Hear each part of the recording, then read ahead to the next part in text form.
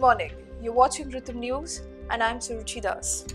In Jammu Kashmir, the Congress and National Conference have consistently shared similar views, whether it's about relations with neighboring Pakistan or dealing with terrorism.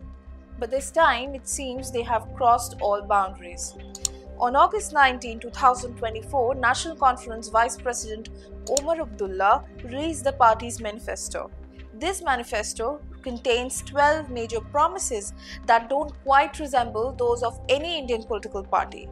According to the manifesto, the National Conference aims to reinstate Article 370 and 35A and restore the status of state to what it was before August 5, 2019. Redraft the Jammu Kashmir Reorganization Act of 2019 and the rules of governing the Union Territory of Jammu and Kashmir.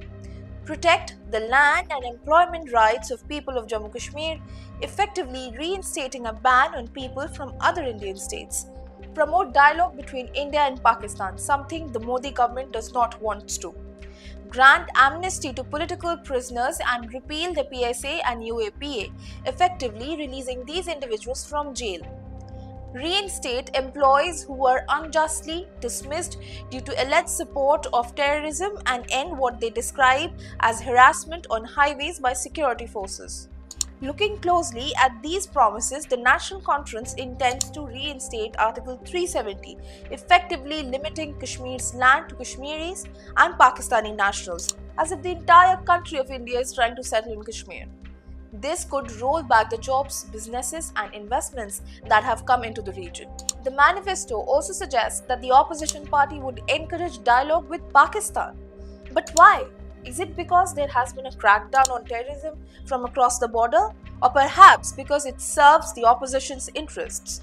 Just a few days ago, Mia Abdul Qayyum Bhatt, who was the president of Jammu Kashmir Bar Association for 20 years, was arrested in June for allegedly orchestrating the murder of rival lawyer with the help of terrorists.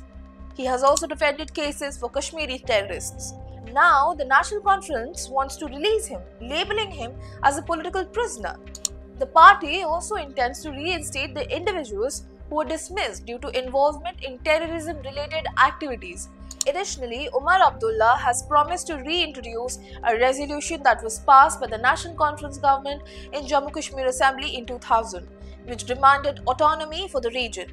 This resolution was completely rejected by Atal Bihari Vajpayee government.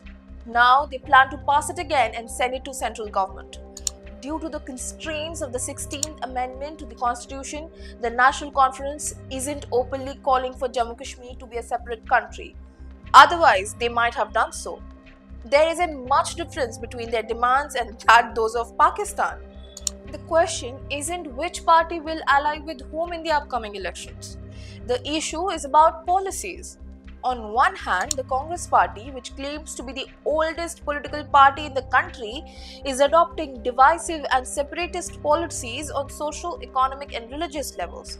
In the south, Congress ally DMK vows to abolish Sanatan traditions, while in the north, the National Conference is advocating for Jammu Kashmir's autonomy, dialogue with Pakistan and the release of terrorists.